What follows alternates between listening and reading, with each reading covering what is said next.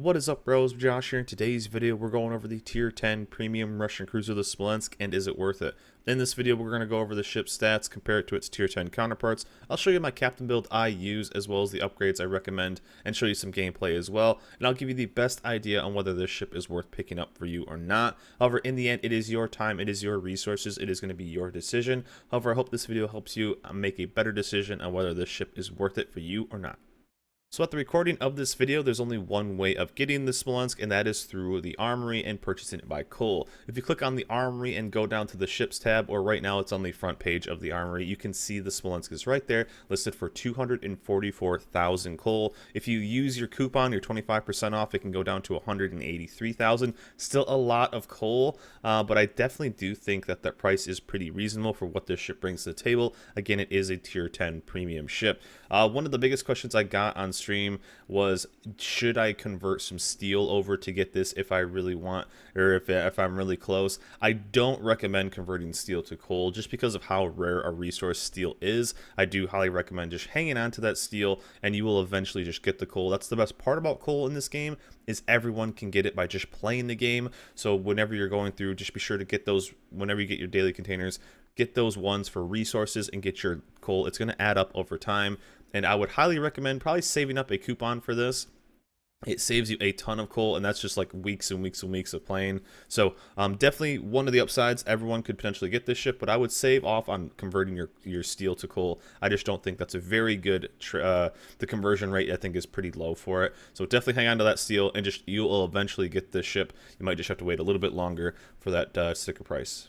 Tier 10 is a very competitive tier, and you need something to stand out, and this ship does. However, you will see that one of the biggest weaknesses of this ship is that it doesn't have a very big HP pool. This is a very high risk, high reward ship if you really want to look at it that way, because of the HP is so low. And trust me, it's not going to be knocking any it's not super armored comparing to anything like even the DM or anything like that. This thing is going to get pretty beat up if it's caught, so be very, very careful. However, you do have some smoke obviously to deal with a lot of this, but a very low HP pool, so if caught out or if caught broadside, you're going to get punished. One of the cool things about this ship is we haven't really seen this caliber used on too many cruisers, and these are actually Grozavoy guns, so they're 130 millimeters. One of the nice things about these is that AFT and BFT, which you will see, also affect these. So what right now we have a 4-second reload on this, very fast turrets, and a 7% fire chance. We will get to the captain build because that also affects that, with an HE pen of 28 millimeters. But one of the things I want you to look at is that shell velocity, 950 meters. If we click to something like the Moscow, if you've played something like that, yeah, you're almost as low as Moscow shells, comparing it to, let's say, even the Hindenburg. The Hindenburg, you're actually faster or lower than those. So in between those, if you've ever played those are how fast those shells are going out. They're very, very, very nice. And as you see, again, a HE fire chance of 7%. And a range of 19.2. So let's click over to the captain builds really quick, and this is what I recommend using, and this is what I used in the video. You'll see the gameplay, and I used priority target, I used adrenaline rush. Now this is something you could easily pick up. I don't even think smokescreen expert is the worst thing, because you're going to want to keep moving in your smokescreen. This may not even be the worst thing, because you really just don't want to take damage at all. However, if you do, obviously Adrenaline Rush is amazing. This is one that I took BFT, 10% faster reload. That's why you see the 4-second right there. I thought about taking Demo Expert. This kind of row right here is going to be up to the player. Demo Expert is nice. You are firing so many shells. I think I would rather take the more shells than the potential for a couple more fires. I think this is just overall better. More alpha damage, more everything. One thing I wish I could take in this build is Superintendent for the extra smoke, and you'll see that how many we have, but I just don't have the points. But I did take BFT. I recommend this. Concealment Expert right here. It's just nice to have. I did play around with the idea of potentially not having Concealment Expert. I may play around a little bit more with this in the upcoming streams, maybe a little bit, dropping Concealment Expert for maybe Superintendent and something else. But anyways, I grabbed this. AFT is another fantastic thing to grab because it does affect that range, and as you see, we get up to that 19.2 kilometers, and people asked, hey, is 19.2, if you don't run the range module like I am, you get to like 16, is that enough? You'll see what I can do at 19.2 kilometers, and then inertia fuse, which gets us over to that 28 millimeter pen, which is, we want to get that 17 or 27 millimeter plating, sorry, as we saw on the armor layout of the DM. You will be penning the DM plating with that 28 millimeter. So it's pretty nasty. It's absolutely nasty with inertia fuse. So that's our build right there. And let me just grab preventive maintenance. And these are the modules I am running. Gunfire control. So I'm running range. I am not running the reload right here. If I ran that, it'd be 16 kilometers. I want that extra range because the guns, the shells are so fast, you can hit everything. Does not matter. We went with concealment expert here, concealment system. Now this is going to be up to the player. Propulsion, I do like this because, you know, if you're going to throttle jockey a little bit using WASDA as to kind of juke some things, I like this. And also moving in smoke constantly, this is really, really nice. Steering gears, though, this is going to be up to the player whether you like each of these. I think it's going to be one of these, an easy pick. Now aiming system, it seems pretty accurate. You could easily pick up some extra AA. However, the AA is really solid. I just went with aiming system for this. Propulsion, I just don't want to lose my propulsion. I want to keep moving. If this thing loses its propulsion and can't go dark, or, you know, can't keep moving, you're dead in the water. So definitely want to pick that up. And then aiming main armament mod 1 right here is what I run. And then I think in the video we ended up using just a couple flags, and we ran det flags obviously, and then I think we ran the extra Victor Lima and the India X-ray to give us the extra fire chance as well. But the main armament seems 130, seems relatively low. They're not even 152s, and it's going to be the smallest at this tier, but trust me, they're going to get some work done. Torpedoes are going to be kind of that basic Russian style, 2x5, 8 kilometers, 60 knots. You aren't really going to get super close to things in this ship. It is kind of a long-range damage farmer. If you do, though, you do have the option. The AA on this is pretty dang good. I'm not even really spec'd out for it. I do have BFT. Again, you could grab that extra module. The AA is going to be shredding planes, so definitely worth you know, just having. You're gonna be fine. Maneuverability on this, 35 knots, relatively quick, and relatively agile. Again, you could switch this up a little bit with that steering gears mod if you want, but I found the ship to be fairly agile, and you could even quote unquote open water if you want. That means getting out of your smoke and just open water firing. You'll see us do that a little bit. And then detectability by sea, 10 kilometers. That range is pretty low, so you could easily, you know, drop concealment expert. I may play around again a little bit with that, but 10 kilometers is pretty solid. However, let's dive into some gameplay and show you what this ship can do. Spoilers, it's going to be dirty. So lots and lots of fires, and you will see the potential of the Smolensk going into a battle with a normal matchmaking. So here we are in game with the Smolensk, and honestly, this is pretty normal matchmaking. A bunch of cruisers, a bunch of battleships. We did get lucky. It was a 5 battleship game and 1 destroyer. Yeah, we will actually pump in some damage even on that 1 DD. But this ship's playstyle overall is going to be long-range damage farmer. If you have ever played the Kutuzov, the tier 8 Russian cruiser, or really just anything that kind of has smoke and has HE, so you're going to kind of get in the middle of the range. You're not really going to be brawling. You're not going to be super close. And again, we will be using that 19-kilometer range to our advantage, as well as you will see the reload on this ship, as well as seeing the trajectory of the shell. Just so easy to hit things at range. So since my detection is relatively low, trust me, we will take care of the quote-unquote stream sniping Des Moines there, don't you worry. But you will see me kind of shadow this Shima. Now I am getting a little aggressive here, but since there is only the 1 destroyer, I think I'm pretty safe getting that. But we are also going against the CV, so I do need to be a little bit careful there. But to me, I'm a damage farmer ship. I am looking for battleships, and you will see a couple of them getting pretty close, as a couple of them are bailing that side. And so one of the downsides of the build I'm running right here is that I only have the 2 smokes. So that is something that I wish I could get an extra smoke with the Superintendent. However, I just don't have the ability to. And hey, we found our first victim, which is the GK. Now, this is something that I'm getting ready. You always want to have an out, or you always want to have an escape route when it comes to this ship, and that is getting just having yourself an out route, because what you want to do, and here we go. So you will see even at 17 kilometers, it's pretty easy to hit things, and let the fires begin. Hold the mouse down and you will go to glory. Big bad battleships, and you will start seeing the damage tick in fairly quickly. Lots and lots of video, or lots and lots. I was reading the chat. Very nice people in chat. Hello everybody. lots and lots of shells going out, and yes, big bad battleships are going to hate it. And one fire for you, and we'll give a fire to this guy over here. And here is what I'm talking about with the inertia fuse being so strong right now with this ship, is you will see the amount of alpha damage I can pump in on this DM. Absolutely ridiculous. Remember how I have 130mm shells? Yeah, that was almost a 7k salvo on that DM. Almost a 7,000 salvo on that DM for that first one. Freaking disgusting. And on top of that, 3Ks, 2Ks, with a 4-second reload too. And it's just, you might need to buy a new mouse because you're going to be holding down the mouse so much, because even going double strike. And you'll see me even be a good cruiser player. Instead of just completely damage farming this, you'll actually see me shoot the destroyer. Also, if you're a DD that gets close to this thing, yeah, you don't want to be close to this thing. You will get obliterated, and you'll see some of the damage you can do on a destroyer just so fast. There was one game earlier when we were doing the test version of this ship that I think I 2-salvoed a DM, like a full life tier 10 destroyer.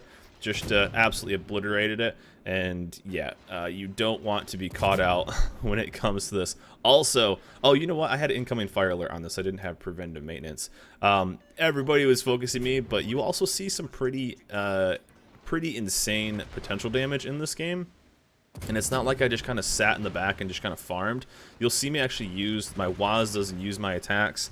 And again, that's the propulsion too. But here's that kind of open water firing. And yeah, so far it's been 4 minutes. We're up to already 70,000 damage, and welcome to Smolensk gameplay. Welcome to the ship, already up to 75k, and you'll see it climb pretty freaking quickly.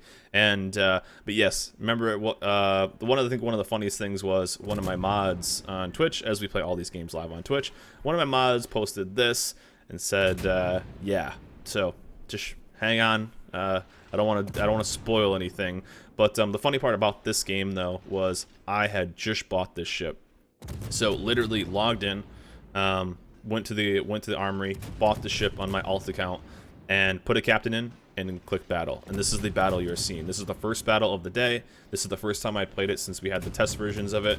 Now obviously I had played it a little bit with the test version, and you will see the outcome we had on the first game of the day, and the first time I played the ship in I think a couple months.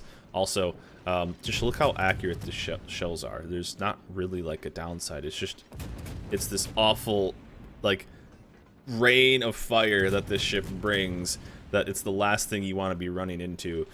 Just with those 130s, it's just so freaking strong, and we're just farming down this DM. Already over in about 5 minutes, 100k damage, no big deal. 7 fires already too. That's something you're gonna want to keep an eye on as well. And you're actually going to see this this game slowly we're going to slowly lose it a little bit, but don't worry, we're on a Smolensk, we can bring it back. But we're in a best case scenario right now. We have a DM that's relatively low that we can work on. All we need to just get spots on them. And then we have a couple battleships as well that are pretty close, which that's the perfect target for this ship, is it's a damage farmer, right? You're a high tier Russian cruiser, and you want to feed on battleships. That's just what you want. And he might be regretting all of that. GK is going to send in some shots on us, but that's no big deal. We're going to get some range and hopefully just hold down the size. Now, this ship can get punished. There was a couple times where I not quite dev struck, but really kind of hit some months in smoke. That is one of the big things you're seeing a lot with a lot of people playing this ship, is that they're just staying in smoke. And I think that's just overall a lot of players, is they get into their smoke and then they think they're safe. That is not the case. If you ever used a spotter playing with the battleship, if you have any experience in a battleship, you can get a decent idea of where the ship is just by firing. And a lot of Smolensk just aren't shooting in smoke, or aren't moving in smoke. I do recommend constantly moving. Yes, you are a cruiser, and you want to kind of keep that, you don't want to stay too stationary, or it's hard to move too much because you want to move out of your smoke. But always be moving a little bit, changing your angle, doing this, because you're going to get blapped out of the smoke. So that is one thing that is kind of a skill when it comes to this ship, because if you are just going to stay stationary and holding down the mouse and kind of brain dead, damage farming, you're going to get blopped in smoke, and a skilled battleship player will send you back to port very quickly.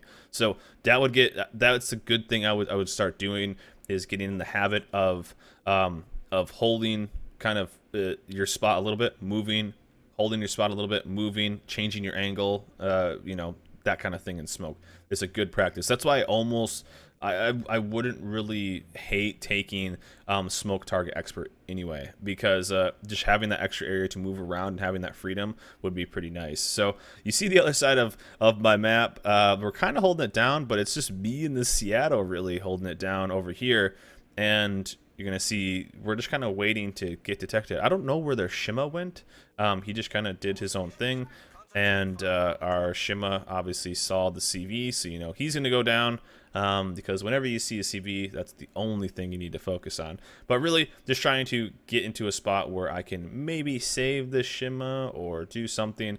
But we're kind of having this delay, and I was like, man, we were going to pump out a bunch of damage this game. It was going to be kind of be cool, and still. So remember that the damage output you see at the end of this game is a result after having this much downtime. So, and yeah, we're gonna pop this extra smoker here. I think I'm actually gonna open water a little bit, but I was trying to see if I could actually get spots. I didn't want to waste my smoke. You have to use the 2 smokes like pretty cautiously, because you know once they're out, they're out. So also big question I get in a lot of people, like, is the Kuznetsov, the new captain, really worth it in this ship?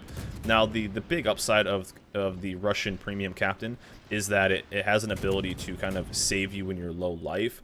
This ship is pretty fragile, so I don't really even kind of recommend it with this ship, because you're not, if you're low life, you're just gonna die when it comes to this ship. You don't really want that extra heal. You're not gonna get much out of it. So this one is something you can just put any normal captain on. Even the other ones that you see right there. So even at angling away, we're gonna take a little bit of damage. But again, this is also the ability that you can keep doing damage outside of smoke. And here you're gonna see, and again, we womped up 40k damage. The ability to just pump out damage as our Witherer, the ability to pump out damage. Oh yeah, ship also has heals, by the way. So even if you lose a little bit of life, you're gonna get some of it back. And I think I don't know, I was about to say, I don't know when I post up, but yeah, with having some Lazda hacks, you're a small cruiser. You're kind of hard to hit. These are 2 battleships that have just given up, and when I know they've given up and they're going to turn broadside, that means I'm going to pop my smoke and we're going to start punishing. So again, up to 10, 11 fires now, 150k in the first 10 minutes, and it's really time to start punishing right now. Really time, as they should have killed me when they had the chance. They didn't take it, and now we are going to start working that down. So he has 2 fires permanent. The Tirpitz, I think, has 2 fires permanent, and just watch the damage just tick up. Watch this dirty damage just tick up out of nowhere, and yeah, it's gonna be pretty nasty. Another fire. it's insane. And as you see right here, I'm always moving when it comes to the ship and smoke. There's our 200 mark. I always have a rule of thumb that I'm always aiming for 6 digits on the game, 100k. I'm always aiming for that. 200k is an amazing game, and then if we can ever get to 300k, obviously that is just the next level game right there. But look at how fast the double fire double ticks are. There goes the arsonist, down he goes, and 234,000 damage. Also, right here is a great example of, if I didn't take range module and the AFT, I wouldn't have this range. That was one of the big things that somebody asked me was, is 16k enough? I don't think it's enough. Well, I think it's enough to do damage, but I don't know why you just wouldn't take the 19.2, because you're going to hit things at that range. The shells are very manageable at that range. Anybody that's ever played the game, especially in tier 10, if you have a decent aim, you're going to be fine. And you can continue to punish Alaskas, and remember, Alaskas have that battlecruiser repair, so and most battlecruisers continue. But I mean, just look at like what we've done. 250,000 damage already in 12 minutes. We have 15 fires, 500 shell hits, arsonist, witherer, high caliber already, and the game's not over. And it's not like we just were this ghost in like the you know, that no one ever saw. We have 1 million potential damage already. Over 1 million potential damage. And yeah, we're just continuing to absolutely wreck. With that rate of fire, the adrenaline rush working a little bit for us right here.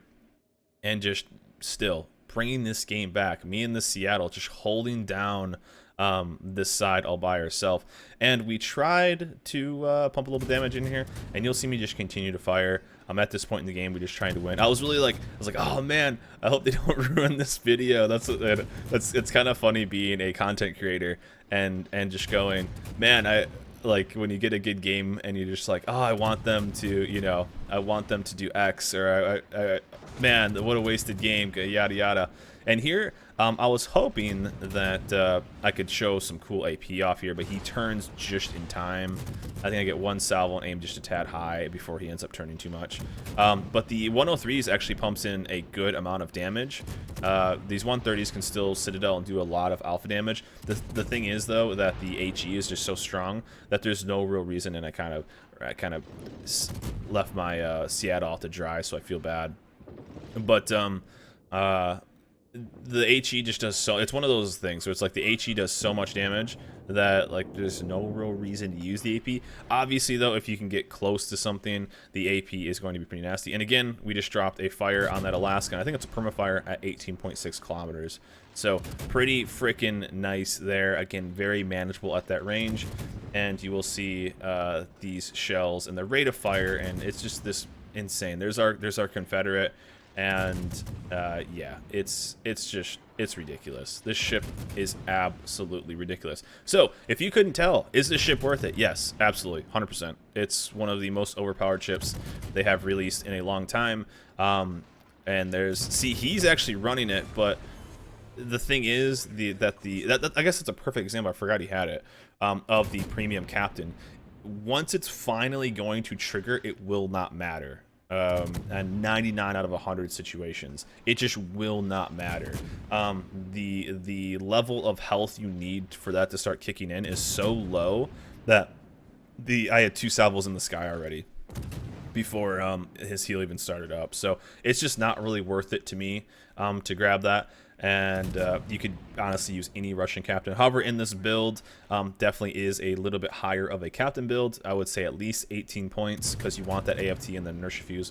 Concealment expert is something I'm gonna play a little bit more around with, but I feel like in this game it didn't really do too much besides just to start the game out. But I like having that. I like having the ability with a cruiser that's so fragile like this to disengage. I feel like that is a very underrated thing.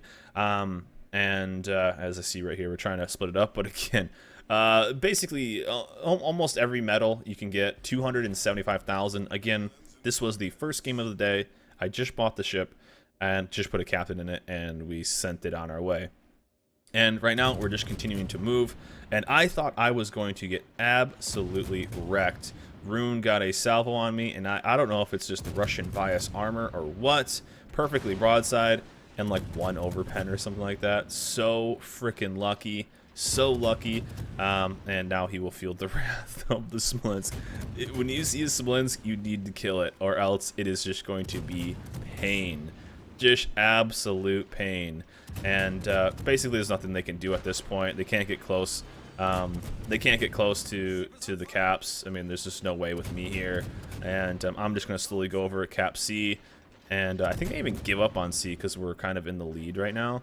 And just going to keep kind of pushing south. Yeah, I think I even give up. And still trying to pump out enough damage. Trying to get fires on these guys. And just really... Yeah, I think I even give up on C. I was like, I don't care. I want to do it for the video. I want 300k damage. So, yes, one of my mods posted... you gotta play this ship until you get 300k. And I was like, man, we're so close. I thought they were just gonna run for the rest of the game.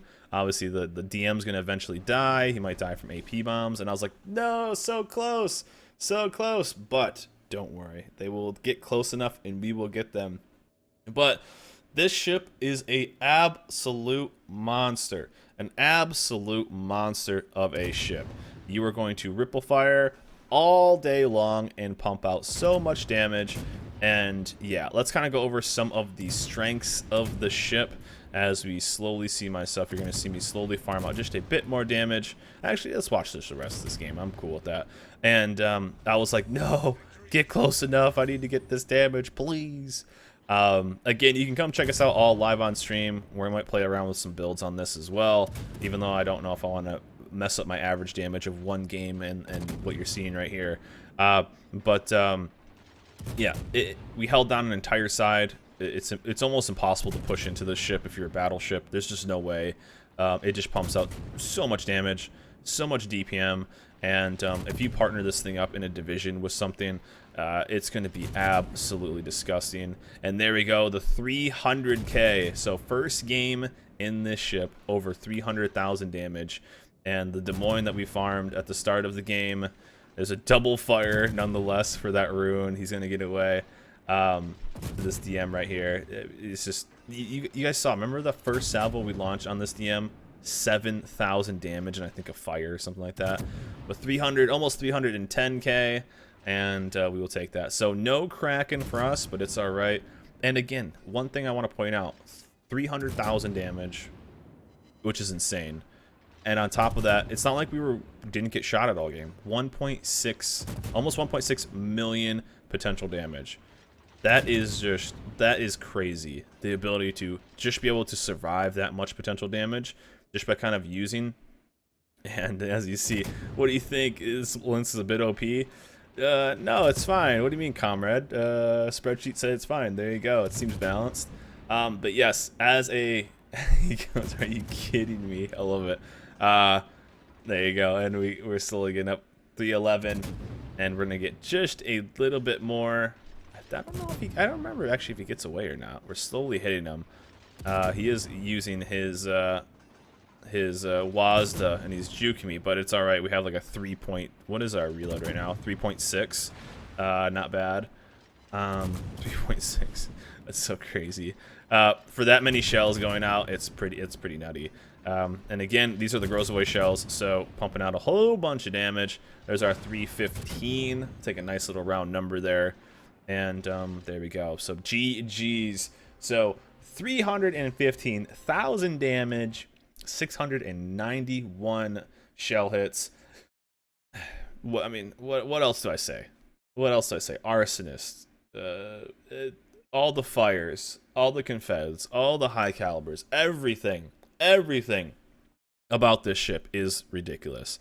If you can get this ship, I don't know if I should even say it. If you can get the ship, obviously just get it. It's so strong. The ship is so strong. And like, even like breaking down the pros will be on the left, the cons will be on the right. And I limited the pros to that many. High rate of fire, good shell trajectory, high alpha damage on your salvos, good fire chance. So the fire chance is actually decent for how fast you're firing. If you look at it compared to the Zal has like 3 times the higher fire chance, but you fire so many more shells, it makes up for it. High AA.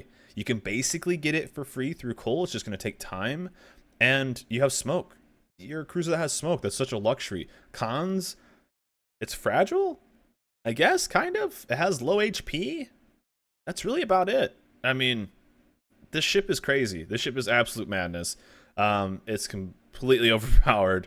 And I would get it while you can. I could see this instantly going and being a ship kind of like the Kutuzov was, kind of like the Belfast was, where they release it and it's only magically around for a little while and maybe not. Will we see nerfs? I have no idea how they're going to approach this. Could we see just a couple ships kind of like the Belfast where they just retire it? I don't know. I don't know what the future of the ship is. Right now, though, it's crazy. The ship is absolute madness.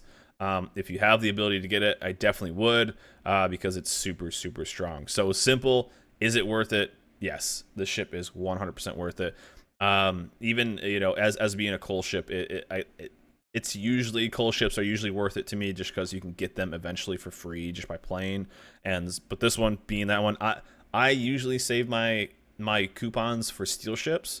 Even on my alt account, I jumped to grab the ship instantly. There's no reason to not have it. So anyways, that's the review of the Smolensk, a absolute crazy Russian monster. And that's all I got for you guys. So anyway, hope you guys enjoyed this video. Let me know in the comments below what you think of your Smolensk and if you've had any mega games in it. That's the main question. But anyways, that's it for me. Hope you guys enjoyed this video. Remember, like, subscribe. I'll see you guys next time.